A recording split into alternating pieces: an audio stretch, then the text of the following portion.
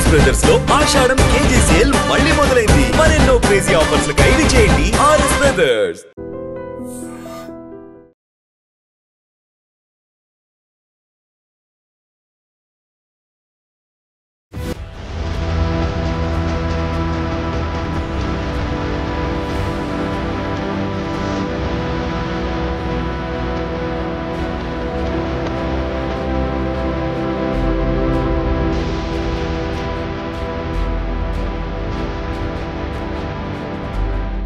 కుకట్పల్లిలో నిఖిత శ్రావణి వీళ్ళిద్దరి దంపతులు పాప పుట్టిన తర్వాత మరి ఏం జరిగిందో ఏంటో తెలియదు కానీ ఇద్దరి మధ్య మనస్పర్ధలు అందామా లేకపోతే అసలు 11 నెలల నుంచి బిడ్డ పుట్టిన నుంచి కూడా హస్బెండ్ అసలు కాంటాక్ట్లో లేరని చెప్పడం, ఆ తర్వాత ఆయన అసలు కనీసం బిడ్డను కూడా చూసాడా లేదా తెలియనటువంటి పరిస్థితి. ఈరోజు కుకట్పల్లి పిఎస్కి అంటే గత్యంతరం లేక తన బాధను చెప్పుకోవడానికి వచ్చినటువంటి పరిస్థితి. ఒకసారి మాట్లాడే ప్రయత్నం చేద్దాం.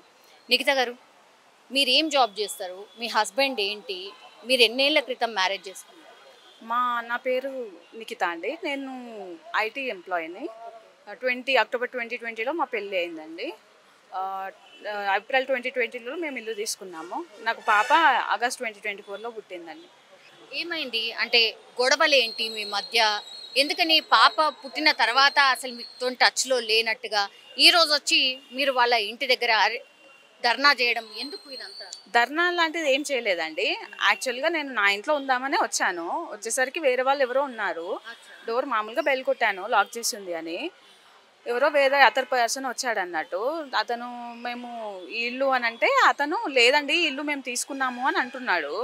లేదండి అట్లా ఏం లేదు అని నేను అన్నాను. అంటే లేదు ఈ ప్రాపర్టీ అమ్మేశారు, మేము ఈ ప్రాపర్టీ ఓన్ చేసుకున్నాము అని అన్నాడు అన్నట్టు. అయితే మరి నేను నా ప్రాపర్టీ నాది, నేను వైఫ్ని, ఆ ప్రాపర్టీలో హోల్డర్ని నేను. నా కన్సర్న్ లేకుండా ప్రాపర్టీ సేల్ చేయడం ఏంటి, అసలు ఏంటి అని అడిగాను. లేదు మేము ఈ ప్రాపర్టీ తీసుకున్నాము, ఆల్రెడీ రిజిస్ట్రేషన్ అయిపోయిందని వాళ్ళు అంటున్నారు. లేదు అట్లా ఎట్లా ఉంటుంది, వైఫ్కి లేకుండా, ఇప్పుడు హస్బెండ్ అండ్ వైఫ్ ఉంటే వైఫ్కి కూడా ఉండాలి కదా, నా లేకుండా అట్లా అమ్మరు కదా అని నేను అన్నాను అన్నట్టు. ఇంత గ్యాప్ ఎందుకు వచ్చింది అంటే కనీసం ఇన్ఫర్మేషన్ లేదా? ఇల్లు అమ్మడం అంటే ఎంత పెద్దది, మీరు డెలివరీకి పోయిన తర్వాత ఏం జరిగింది అంత? యాక్చువల్లీ నన్ను మా పేరెంట్స్ మామూలుగా కట్నం కింద ఇచ్చిన డబ్బులు అండి, ఇచ్చిన దాంతోనే ఇల్లు తీసుకున్నాము. ఇల్లు రెస్ట్ లోన్ పెట్టామన్నట్టు. లోన్లో కూడా నేను పార్ట్నర్, అంటే ఇద్దరం ఉన్నామన్నట్టు, కో అప్లికెంట్. అండ్ ఇల్లు కొన్నప్పుడు రిజిస్ట్రేషన్ చేసేటప్పుడు నా కన్సర్న్ లేకుండా, అంటే అక్కడికి వెళ్ళే వరకు కూడా నాకు తెలియదు ఆయన పేరు మీద చేసుకుంటాడని. తర్వాతకి మాట్లాడితే ఇద్దరి పేరు మీద చేస్తాము అని అన్నాడు. ఆయన నా పేరు మీద చేస్తా అని అన్నాడు, చేయలేదు. అండ్ నా గోల్డ్ కూడా ఆయన దగ్గరే ఉంది ఇప్పుడు. అయితే ఇంకా నన్ను కొంచెం ఇబ్బంది పెట్టడం, డబ్బుల కోసం అది ఇది చేశారు. ఈ లోపు నేను ప్రెగ్నెంట్ అయ్యాక డెలివరీకి మా ఇంటికి వెళ్ళాను అన్నట్టు. వెళ్ళాక నాతోని కొంచెం ఇబ్బంది పెట్టడం అది ఇది చేస్తే నేను మనీ ఇవ్వడం ఆపేశాను అన్నట్టు. అప్పటి వరకు ఇల్లు ఈఎంఐ లోన్ అవి నేను కొట్టేవాడిని అన్నట్టు.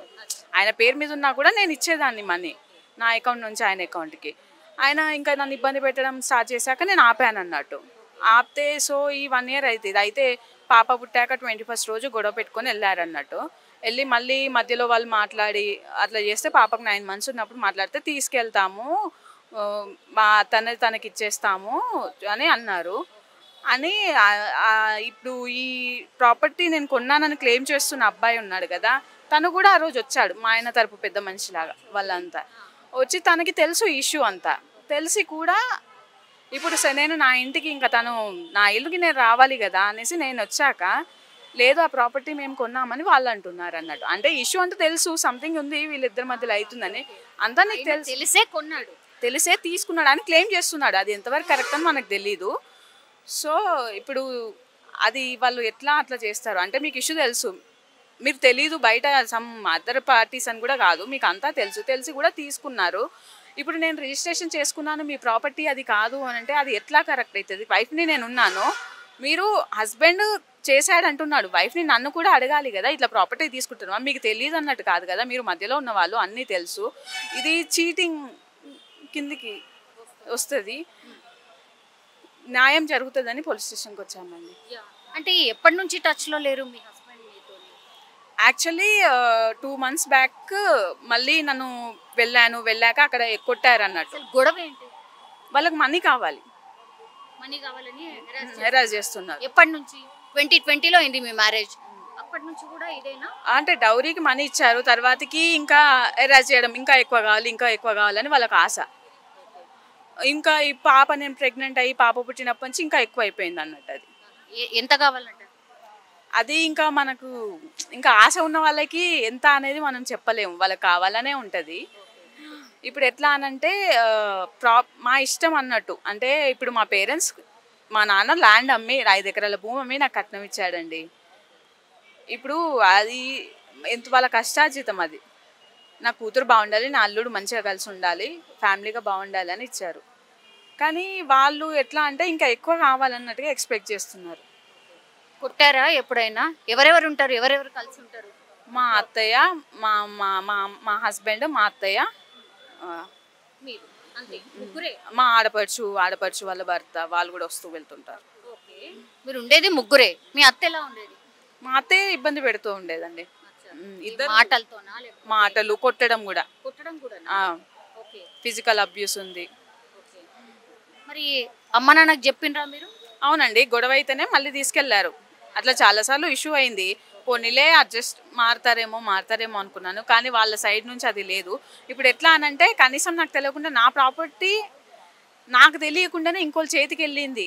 ఇది అసలు మరి యాక్సెప్ట్ చేయలేంది. ఫస్ట్ ఇష్యూస్ ఉంటాయి కావచ్చండి, ఇష్యూస్ ఉంటే పోతుంటే సార్ట్ అవుట్ అర్థం చేసుకుంటారు అనుకుంటారు. కానీ ఇలా చీటింగ్ చేస్తానైతే ఎవరు ఊరుకోరు కదండి. నాకు ఒక పాప ఉంది, మనం ఒక ఫ్యామిలీలా ఉందాం అనుకున్నాం, కానీ ఆ ఫ్యామిలీలా ఉండే అది నీకు లేదు అని అంటే ఇంకా మనం ఏం చేయలేం కదా. కాదు, పాప పుట్టిన తర్వాత కూడా సెంటిమెంట్ లేదా? ఆ ఫాదర్ సెంటిమెంట్ లేదా? చూడాలను, మాట్లాడాలను, అదేం లేదా? అది ఆయనకే తెలియాలండి. ఎప్పుడు కూడా ప్రయత్నం చేయలేదు? లేదండి, కనీసం కాల్ చేయలేదు. సరే ఇష్యూస్ అయినాయి, కనీసం నా మీద లేకున్నా పాప కోసమైనా కాల్ చేస్తారు ఎవరైనా, అది కూడా లేదండి. సో ఇక్కడికి వస్తే గానీ మీకు తెలియదు ప్రాపర్టీ అమ్మేశారు అని? తెలీదండి. ఆడికి వచ్చినాక అబ్బాయి అంటే తెలిసిన, అది కూడా కన్ఫర్మా కాదని ఇప్పుడు వాళ్ళని రమ్మని చెప్పాము. మీ హస్బెండ్ ఎక్కడ ఇప్పుడు? ఎక్కడ ఉంటుండే ఆయన? ఆయన ఇప్పుడు ఎక్కడ ఉంటున్నాడని తెలీదు. ఇప్పుడు సార్ పిలుస్తామని అన్నారు. మీ జాబ్ కూడా ఇక్కడే కదా, మీరు ఎక్కడ ఉంటున్నారు ఇప్పుడు? నాది వర్క్ ఫ్రమ్ హోమే అండి. సో అమ్మ నాన్న దగ్గర ఆఫీస్ ఉంటుంది కదా అనేసి నేను వచ్చాను. వచ్చేసరికి ఈ విషయం తెలిసింది. ఇప్పుడు అంటే అమ్మ నాన్న వరంగల్లో ఉంటారు, మీరు ఇప్పుడు అక్కడే ఉండి చేస్తున్నారా వర్క్? మీరు ఏం కోరుకుంటున్నారు? ఏం లేదండి, మా ప్రాపర్టీ మాకు కావాలి. హస్బెండ్ తోని ఇష్యూ అంటే డైవోర్సా? లేదండి, డైవోర్స్ అని కాదు, ఎవరైనా కలిసి ఉండాలి, ఫ్యామిలీలా ఉండాలి అని అనుకుంటాం. నేను, హస్బెండ్, పాప ఎవరికైనా కలిసి ఉండాలని ఉంటుంది. కానీ మా ప్రాపర్టీ మాకు కావాలి. నన్ను ఈ చీటింగ్ ఇలాంటివి నేను సహించలేనండి. సో పిఎస్కి వచ్చిండ్రు కాబట్టి న్యాయం జరుగుతుంది అనుకుంటున్నారా? గతంలో అంత హెరాస్ చేసినప్పుడు ఎందుకని మీరు పిఎస్కి రాలేదు? అంటే ఇంకా మారుతారు, ఇప్పుడు మధ్యలో ఉన్న వాళ్ళు మారుతారేమో, ఎందుకంటే మనం కూడా అవతల వాళ్ళకి ఒక ఛాన్స్ ఇవ్వాలి కదా. పాప పుట్టినాకనన్నా మారుతాడేమో అనుకున్నాను, కానీ అది ఇంకా పెరిగింది కానీ తగ్గట్లేదు. ఎన్ని మంత్స్ అండి? 11 months. ఆల్మోస్ట్ ఇంకా 1 month అయితే ఇక 1 year అవుతుంది. సో ఇది ఒక్కసారి చూడండి, ఇక్కడ ఒక్కసారి చూడండి. తినే పాప ఏం పేరు పెట్టారమ్మా? పేరేం లేదు, ఇంకా పెట్టలేదు. ఇదే సరిపోతుందా మీకు? మా అమ్మ నాన్న ఇద్దరు అనుకొని పెట్టాలి కదా అన్నట్టుగా అట్లా ఉన్నది, కానీ ఏది లేదు. 11 నెలలు అవుతుంది కదా పాప పుట్టి, ఇంత ముద్దుగున్నది. ఎప్పుడైనా అల్లుడు మాట్లాడటము చేయడము ఏం లేదు. అసలు పాప అనేదే లేదు. ఇక ఆయన బిడ్డ మీద వెళ్ళింది, మా బిడ్డ మీదే ఉంటుంది. మేము ఎన్ని రోజులు కూడా మారతాడేమో, ఒక బిడ్డ పుట్టినాక మారతాడేమో అనుకున్నాం, కానీ భార్య మీద లేదు, బిడ్డ మీద లేదు. ఎట్లా అంటే కొడుతుండే అని చెప్తున్నారు కదా, ఎందుకని మీ బిడ్డ ఉన్నది మాకు ఎన్ని రోజులు సరిగా చెప్పలేదు. అది ఎందుకంటే అమ్మ నాన్న బాధపడతారు అనుకున్నదో, పరుగు పోతుంది అనుకున్నదో, ఎట్లా అనుకున్నదో మాకు సరిగా ఎప్పుడు చెప్పలేదు. ఒకరోజైతే రాకపోవడానికి రానియకుండా కొట్టిండు. మా బాబు ఎందుకు వచ్చేసరికి చెయ్యికి మొత్తం ఇట్లా నల్లగా కమిలి ఉన్నదట. అక్క ఏందిరా అమ్మ నాన్నకు చెప్పొచ్చు కదరా అంటే, వద్దులేరా వాళ్ళు బాధపడతారు అన్నదట. వాడు అప్పుడే మా కొడుకు అన్నాడట, లాస్ట్కు నిన్నే వెదవని చెప్తాడు, అది చెప్తాడు, నువ్వు ఎట్లా దాస్తానవరా అంటే, వాళ్ళు బాధపడతారు నాన్న అని చెప్పిందట. కానీ మాకు ఇంత దుర్మార్గుడు ఇట్లా చేస్తాడని మాకు అర్థం కాలే. కొట్టినా కూడా మా ఇంట్లో సరే చెప్పుకోలే. మీకు ఎప్పుడు తెలిసింది ఇంత గొడవ ఉంది ఇంత 5వ నెల కానిపోయింది. 5వ నెల మేము తీసుకొని 5వ నెల ఇక తీసుకొస్తాం, అది ఏంటి శ్రీమంతం చేద్దామని అనుకున్నాం. అనుకొని తీసుకుపోయి టిఫా స్కాన్ చేయిస్తే అమ్మాయికి కొంచెం బ్లడ్ క్లాట్స్ ఉన్నాయి, అబార్షన్ అయ్యే ఛాన్స్ ఉన్నది, అది ఇదని అన్నారు. అన్నాక మేము ఇప్పుడు పాపను మళ్ళీ పంపలేం కదా. లేదు నా ఇంటికాంచి మంచిగా ఉన్నది, మీ ఇంటికి వచ్చి ఖరాబ్ అయిందంటే నేను తల్లిని, నా బిడ్డని నేను అట్లా ఎట్లుంటుంది, ఏంది అట్లా ఎందుకు మాట్లాడుతున్నావు అది ఇది అని అంటే లొల్లి పెట్టిండు పోయిండు. పోయినాక మళ్ళీ నెల తర్వాత నేను హాస్పిటల్ తీసుకుపోతా అంటే అమ్మ హాస్పిటల్ తీసుకుపోతానంటే పోనీలే అమ్మ భర్తే కదా పోతే చూపిస్తాడు, ఆయనకు నచ్చిన కాడ చూపిస్తే డౌట్ క్లియర్ అవుతుంది అని పోయిండు. వరంగల్లో హన్మకొండలో కీర్తి డాక్టర్, ఆ డాక్టర్ దగ్గర తీసుకొని పోయినాక కార్లోనే గొడవ పెట్టిండట, కొట్టిండట, ఇంటికి ఏడ్చుకుంటూ వచ్చింది. 7 months ఉన్నప్పుడు ఏడ్చుకుంటూ వచ్చింది. ఏడ్చుకుంటే ఏంది నాన్న అంటే అమ్మ ఫస్ట్ నేను సేఫ్గా డెలివరీ కావాలి, డెలివరీ అయినాక నేను చెప్తా అన్నది. అప్పటి వరకు కూడా చెప్పలేదు మాకు, డెలివరీ అయ్యే వరకు కూడా చెప్పలేదు. వాళ్ళ అత్త ఒకరోజు కాల్ చేసి నా కొడుకుతో ఎందుకు మాట్లాడతలేవు అంటే నీ కొడుకు నన్ను ఏ మాట అన్నాడు, నా గురించి నా క్యారెక్టర్ గురించి తప్పుగా మాట్లాడిండు అని ఇవన్నది. అప్పుడు అన్నప్పుడు మేము విన్నాం, మేము బాధపడతామేమో అని చెప్పలే, అసలు ప్రతిదీ దాచింది. ఎందుకు తన దాసుడే తన జీవితం ఇక్కడ దాకా వచ్చినట్టున్నది. అయితే డెలివరీకి కూడా మేము తండ్రి అంటోని చెప్పాలి కదా అని చెప్పినాం. డెలివరీ టైంకు ముందు రోజు అడ్మిట్ అవుతానమంటే ఆ రోజు రాలే, తెల్లవారు వచ్చిండు. తెల్లవారు అంటే నా బిడ్డకు కాన్పుకు నేను సంతకం పెట్టకపోతే ఎవరు పెడతారు, నువ్వు భర్త వస్తే భర్తతో పెట్టిస్తాం. హాస్పిటల్ అది ఎమర్జెన్సీ సిజేరియన్ చేయించుడు, నేను సంతకం పెట్టకపోతే ఎవరు పెడతారు, పెట్టినాం. మీ అమ్మ ఎట్లా సంతకం పెడతాను, అది గొడవ. హాస్పిటల్ అసలు ఈ అమ్మాయికి బ్రీతింగ్ ప్రాబ్లం వచ్చి ఆక్సిజన్ పెట్టిళ్ళు, ఓ పక్క నెంబులైజర్ ఓ పక్క ఆక్సిజన్. డెలివరీ అయిన అమ్మాయికి ఆక్సిజన్ పెట్టిన వాళ్ళని నేను ఇంతవరకు అయితే నేను చూడలేదు. కనీసం ఒక తల్లిగా నేను బాధపడతానా, ఎట్లున్నదమ్మా అని భార్య పక్క కూర్చొని అడగలే. ఎంత బాధ ఎంత అది. మళ్ళా పురుడు రోజు వచ్చి మళ్ళీ గొడవ పెట్టుకొని పోయిండు. గొడవ కావాలనే చేస్తాండు, మాకు అర్థమైతే లేదు తను కావాలని చేస్తాడని. పురుడు నాడు గొడవ పెట్టుకొని పోయి 9 నెలల దాకా అసలు బిడ్డ అనే అది చేయలే. ఇక పెద్ద మనుషులు వాళ్ళు మేము కూడా ఎక్కువ రోజులు ఇంట్లో ఉంచుకోలేం కానీ పెద్ద మనుషులు వీళ్ళు మాట్లాడి ఇక వాళ్ళు అదే పెద్ద మనుషులు అడిగితే సరే మాట్లాడదాం పంపిద్దాం ఎన్ని రోజులు ఉంచుకుంటాం అంటే ఆ పెద్ద మనుషులు అన్నారు కదా, సరే ఇక మీరు ఇవన్నీ గతం అంతా పక్కకు పెట్టేయండి, ఈ 3 నెలలు మీరు ఇద్దరు భార్యాభర్తలు ఇద్దరు కూర్చొని ప్రతి షేర్ చేసుకోండి, తనేం చేసేది నీకు చెప్తుంది, నువ్వేం చేసేది తనకు చెప్పు, 3 నెలల తర్వాత నా దగ్గర రాలి. ఏమైనా ఫైనాన్షియల్ ప్రాబ్లమ్స్ అంటే మీ అమ్మ ఉన్నది కదా అన్నయ్య, మీ అమ్మ చూసుకుంటుంది, మీరు ఫస్ట్ మీరు భార్యాభర్తలు మంచిగా ఉండాలని చెప్పిండ్రు. చెప్పినాక ఒకరోజు వాళ్ళ సొంతూరులో ఉంచి తర్వాత రోజు మీరు హైదరాబాద్ వెళ్ళిపోవాలి, మీరు 3 నెలలు ఉండాలి, మీ అమ్మని తీసుకొని పో, అమ్మ నీ చిన్నపిల్ల కదా ఇబ్బంది అవుతుంది అని నన్ను ఎక్కడ తీసుకొని వస్తుందేమో, నా కొమ్మాల వాళ్ళ ఊరి పేరు కొమ్మాల, ఆడ 20 రోజుల పైనే ఉంచి కథం కొట్టినాక అమ్మాయిగా నన్ను కొట్టి చంపేటట్టున్నాడు అని మా తమ్ముడికి ఫోన్ చేసింది. మా తమ్ముడికి ఫోన్ చేసి పెద్ద మనిషి అంటే ఆయనకు చేసింది. ఫస్ట్ చేస్తే ఆయన అన్నట్టుగా మీ అమ్మ నాన్నని రమ్మని నువ్వు వెళ్ళిపో అమ్మ అని ఆయన అన్నట. మా ఆయన ఇక మా బంధువులను తీసుకొని పోయి మా బిడ్డను మేము తీసుకొచ్చుకున్నాం. ఇది 2-3 నెలల కింద. పెద్ద మనుషులు చెప్పినా వినకుండా మళ్ళా కొట్టిండు. ఏంటట ఏం డబ్బులు ఇస్తలేవు, డబ్బులు నీ దగ్గర పెట్టుకున్నావు, డబ్బులు ఇస్తలేవు, ఇంకా కావాలి. పెద్ద మనుషులు అసలు డబ్బుల ముచ్చటే తీయద్దని చెప్పిళ్ళు వాళ్ళు. ఫస్ట్ వాళ్ళు భార్యాభర్తలు ఇద్దరు కలిసి ఉండాలి, డబ్బుల ముచ్చట తీయకుల్లు అని చెప్పిళ్ళు. అత్తమామున్నారా? మామయ్య లేడు, అత్తే అంతా చేసేది. పెద్ద మనిషి అంటే ఎవరంటే ఇప్పుడు బీజేపీ లీడర్ రాణి రుద్రమ ఉన్నది కదా, వాళ్ళ నాన్న మాకు బంధువు అవుతాడు, మా నర్సంపేట. ఆయనే మాట్లాడిండి ఇదంతా.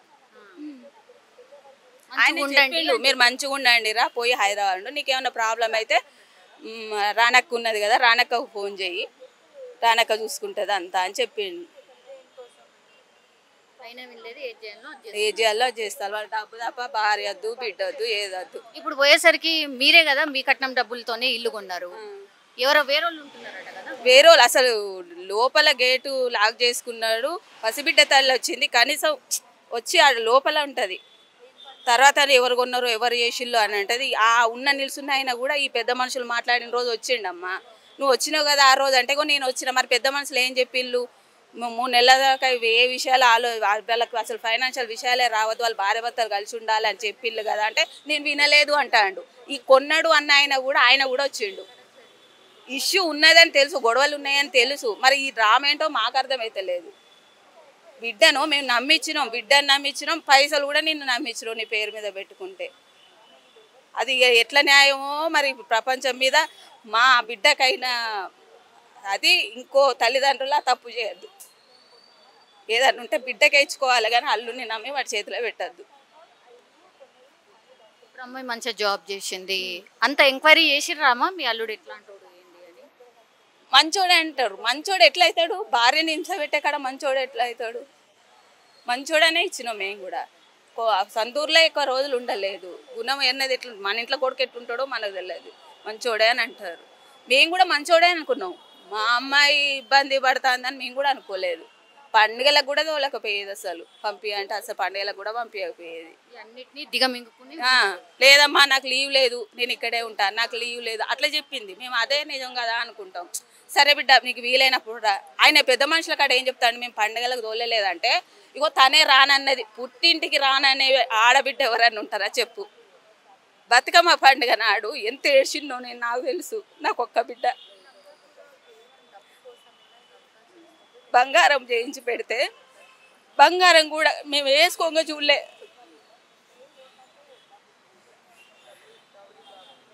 జీవితాంతం సంపాదించుకున్నది నా బిడ్డ సుఖపడుతుందనే కదా ఇచ్చుకున్నది.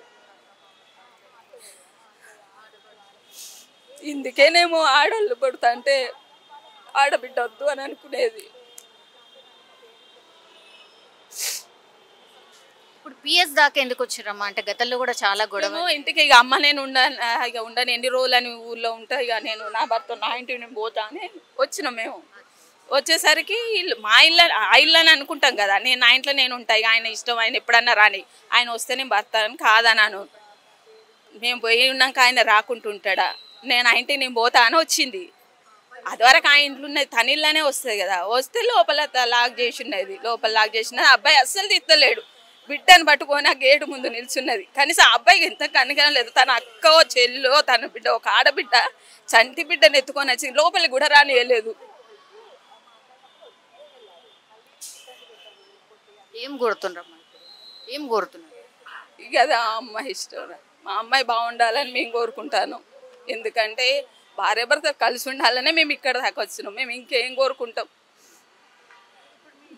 అల్లుడిని పిలిపించే ప్రయత్నం ఏమైనా జరుగుతుంది? ఇప్పుడు ఎస్ఐ గారు రమ్మని అన్నారట 2 గంటలకు. అయితే ఫోన్ చేస్తే అంటాడట ఆమెకు నాకు సంవత్సరంన్నర నుంచి కాంటాక్టే లేదు.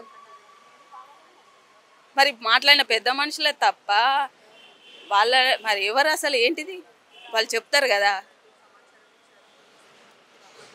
గొడవ చేసుడు కూడా తను ఏదో మనసులో పెట్టుకునే చేస్తాడు. మాకు అర్థమైతే లేదు. నీ కడుపులో ఇంత కుట్ర ఉన్నది ఏందో అని మాకు అర్థమైతే లేదు. భగవంతుడే ఎట్లేం చేస్తాడో దాని జీవితానికి. తిన్నవా? ఏమో సార్, ఇంత చిన్న పిల్లల్ని కూడా కాదనుకొని ఎట్లుంటారో ఏమో సార్. జంతువులకు వాళ్ళకు వాడికి ఎక్కువ ఉంటుంది. ఇంకా ఏమో సార్ ఘోరం.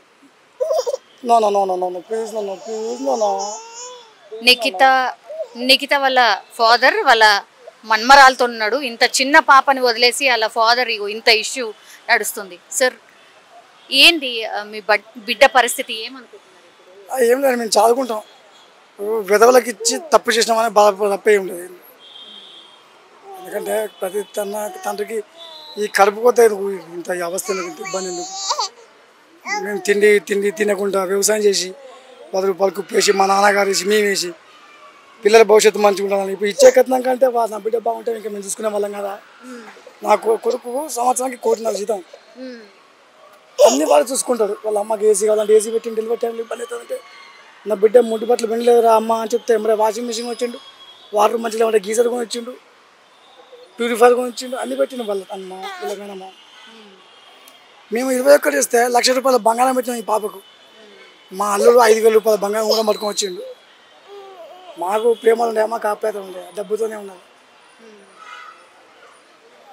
మంచిగా జాబ్ చేస్తుంది, మంచిగా చదివిపించిండ్రు బిడ్డని కూడా. అసలు ఆమె సపోర్ట్, ఆయన సపోర్ట్ చేస్తే నా బిడ్డ జీతానికి 1,00,000 రూపాయలు దాటు.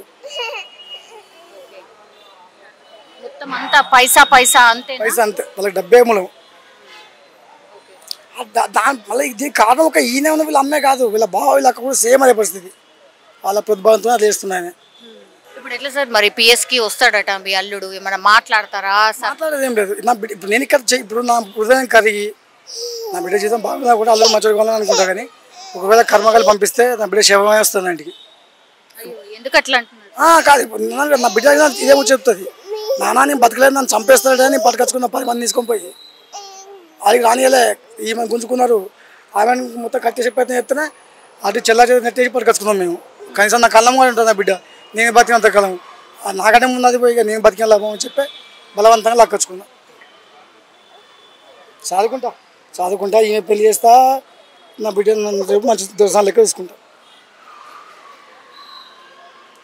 సో ఇది పరిస్థితి. యాక్చువల్లీ కూకట్పల్లి పరిధిలో ఈరోజు జరిగినటువంటి ఘటన. యాక్చువల్లీ అలా ఫ్యామిలీ అందరూ కూడా ఇగో ఇక్కడ చూడొచ్చు, ఏమీ లేదు, ఓన్లీ డబ్బు మాత్రమే కావాలి, వేరేది ఇంకోటి ఏమీ లేదు.